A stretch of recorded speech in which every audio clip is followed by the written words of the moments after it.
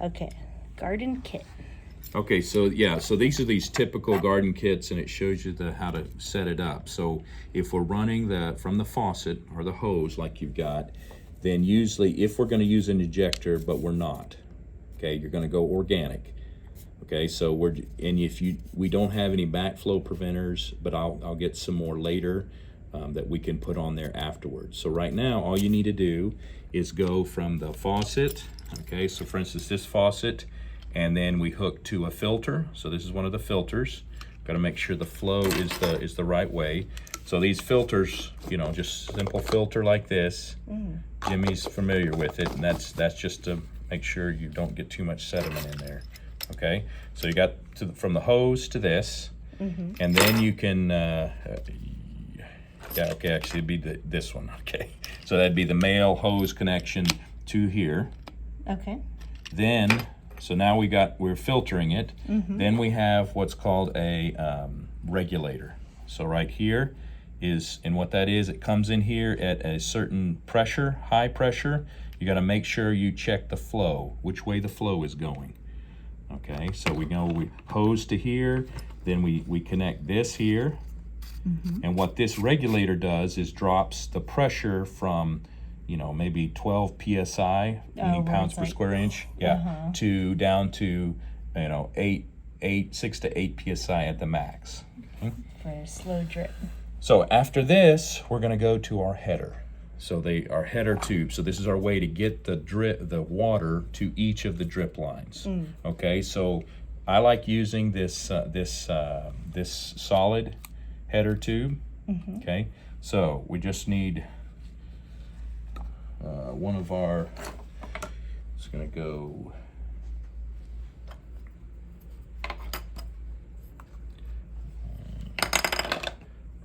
Well, okay. So, I'll have to find it here, but anyway, okay. So it goes from here to the header tube, okay, or we change, something to go to the lay flat.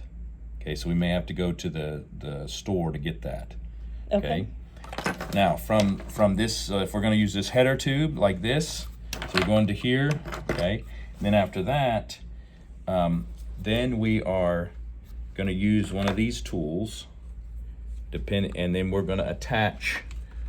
These are all different brands or different styles of the drip line attachments to the header hose. So you see these ends here.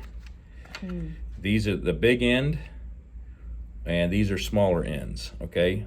So this little tool, I'll give you one of those, and you punch that hole into this line. So you see that hole I made? Okay, and then you pop these in. Oh, okay. Okay, and Jimmy's done that before. Okay. With the black hose. So for instance, I'm going to put it in there, and then I get this a little bit moist through sweat or spit, and then you pop that in. You hear that pop? Oh, okay. Okay, now that's it. It's the holes, and if you see inside, okay, and then you just keep it, okay. So now it's solid there, and you can turn it on. Let's see, turn it on or off from here. Oh, okay. Okay, so now it's off. It's like this. So the key thing is you don't want to mess this up. Once it's popped in, you want to leave it there. You don't want to make that hole any bigger. Okay. Now, how does this hook to the drip tape?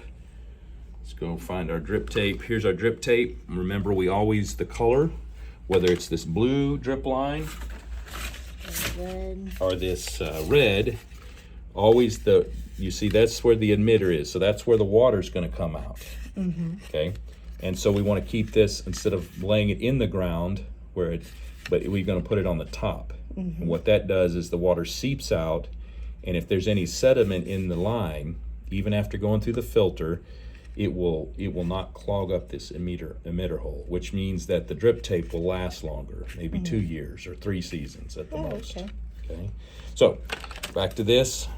So we make sure and bring this down, and then we slide that on. So we slide it on as far as it'll go.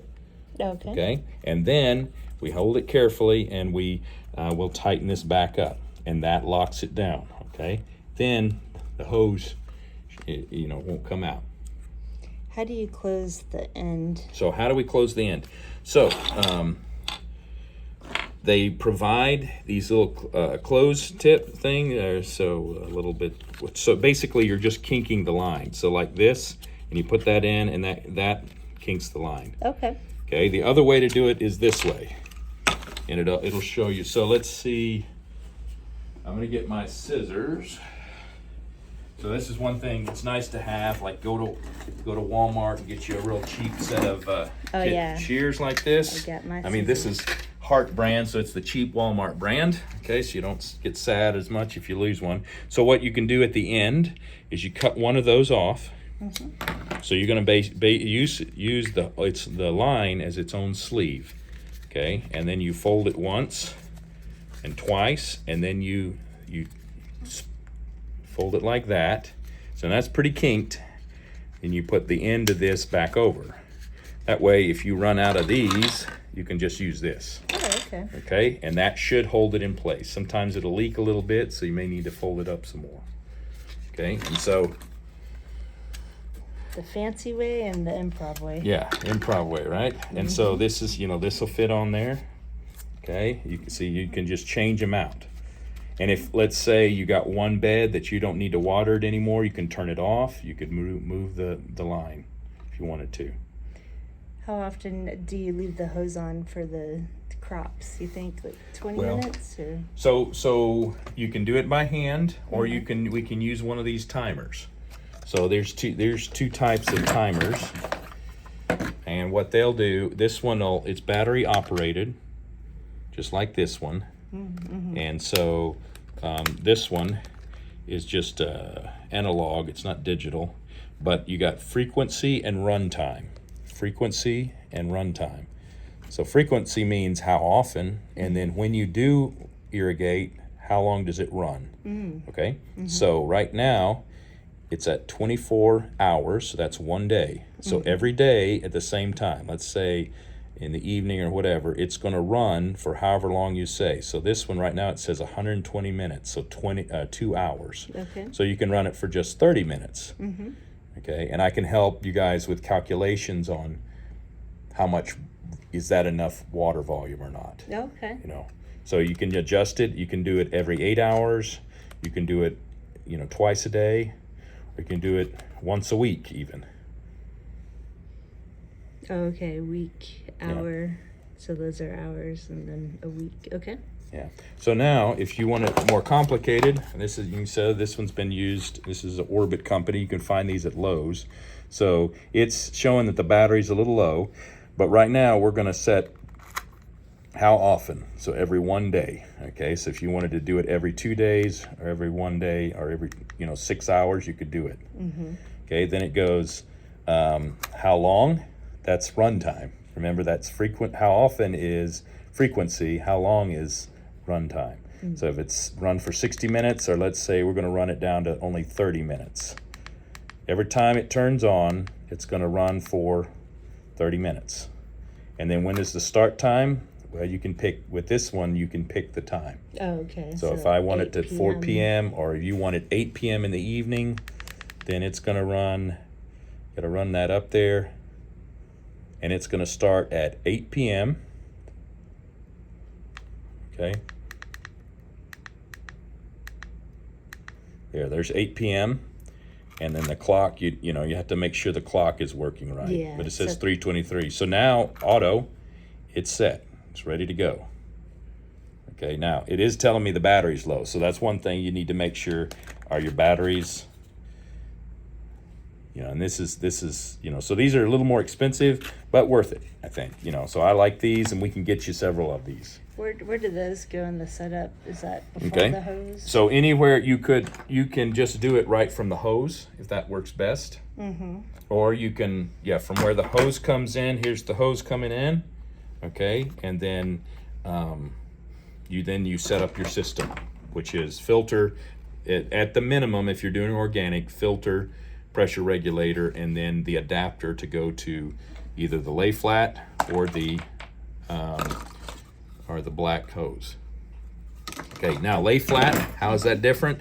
The only difference is that you just have to, it's a little bit different making the holes. So I may still have to use this one, okay? Pop that in there, making sure I don't go all the way through to the other side, but you hear it pop. Okay, so there's the hole, okay? But now I know that it's a little harder to get these in. So I use this. We need to get some tire plugs, but this one, so these are needle nose pliers, and I'm going to use this part to make the hole bigger. Okay. I don't want to make it too big, so it's kind of a little bit of a practice and art to it. Yeah. Okay, and then, like I said, don't want to be gross, but I use spit or sweat. Okay, and I'm going to get this just a little bit lubricated so it'll go in a little easier, and then pop. And I popped in a little easy, so it may leak. Okay, and then some of these are, like this brand. This brand's nice because what it does is once it pops in, then you can tighten it down. Oh, I see. You know, which helps make sure it doesn't wobble as much. But usually you're okay. It gets the edge. Yeah. Okay. So, and you can see, hopefully you can see that down there. And what are these called? Do you know the name? Let's see, what are they called? Their official name is row fittings with valve. So this is the valve. Okay. Okay, so which is real nice. You got 6 or 7. You got those 14 lines, and 3 of them, you know, maybe don't. There's still, you don't need to, irrigate them at the time. Then you can turn those off. Or if you get a leak, you don't have to go up and turn the whole system off. You can just turn this line off and fix it. Now, let's say you're weeding along or something, or like my example is, let me get this. Okay. You know, you gotta watch this stuff will blow in the wind. Oh, right. Now, Deb's place may be okay, but like if you put these down over the line underneath your, but see, these lines will usually be under the, if you got plastic mulch, it'll be under the plastic mulch. Okay, but if you put these over it to try to keep it from blowing, and you step on it, you'll maybe cut this line. So what happens if the line's cut? So you see there's a line cut and it'll just pour water out. You'll be able to see it. Yeah. Okay, so what you have to do is you go ahead and take the line and you cut it. Okay, so now you've cut your lines. You got 30 feet going that way and 40 feet going this way. So you take one of these splice units, and you can get it wet if you want to, and you slide that on here with this side where the water's coming from. Shut that down, and then on this side, do the same. Oh, cool. Shut it down. Hole is fixed. Okay. Nice. And then we got, I got bags of these, and I'll get more bags of these. So. Okay. So, and then I think now these are little emitters. How do you connect? That's the one thing we need to figure out here. Oh, okay. We need to be connecting this to this pipe here. So. Let me see if one of these will work. So we have a water spigot on the land. Yes. So from the water spigot, would we run the hose a little bit, or would this go on the water spigot?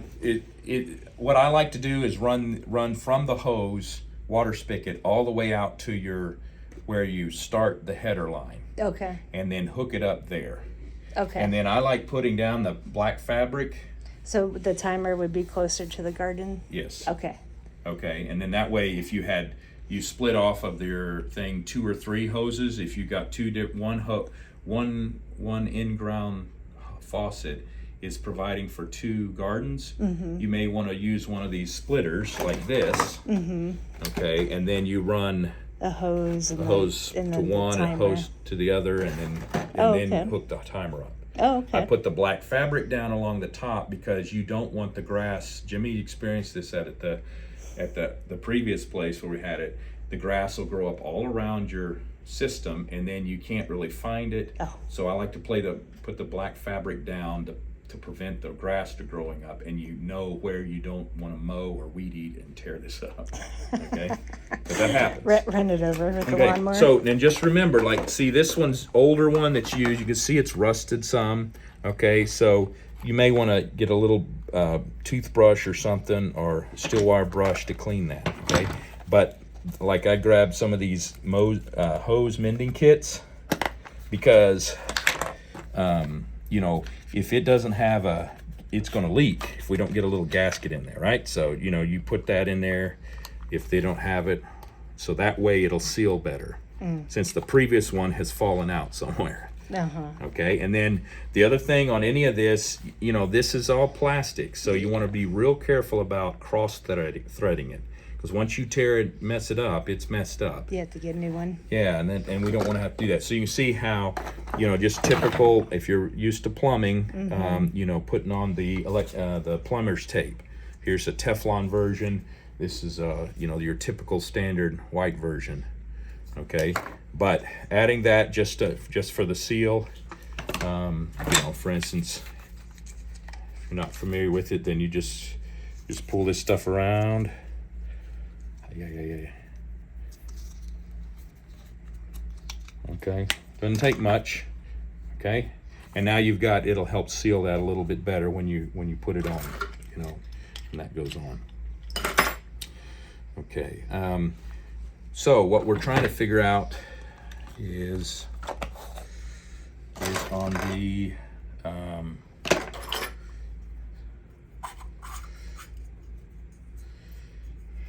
okay, now the other thing when you're putting some of this stuff on, it sometimes helps if it's, see, this is not the right size for sure.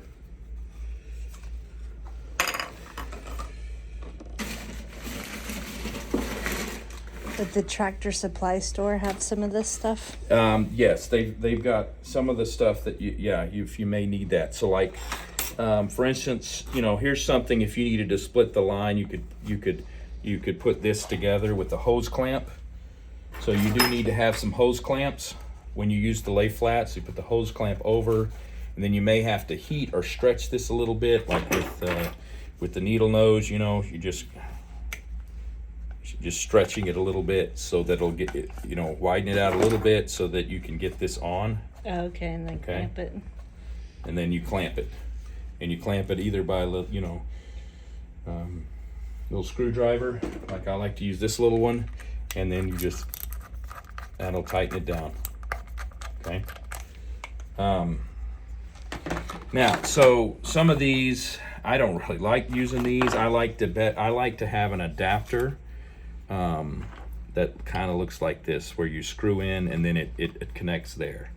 But it looks like I'm short some of these adapters, because like this one, now sometimes to get this on, you need a little, you know, a little lighter or butane thing to heat this up just a little bit to get it to slide on. Okay, and then you lock it down like before. So that's going to be a problem if I can't find that other adapter, and that's kind of why I laid this all out. So anyway, that's pretty much the deal right now. Anything else? No, I think I turned it off.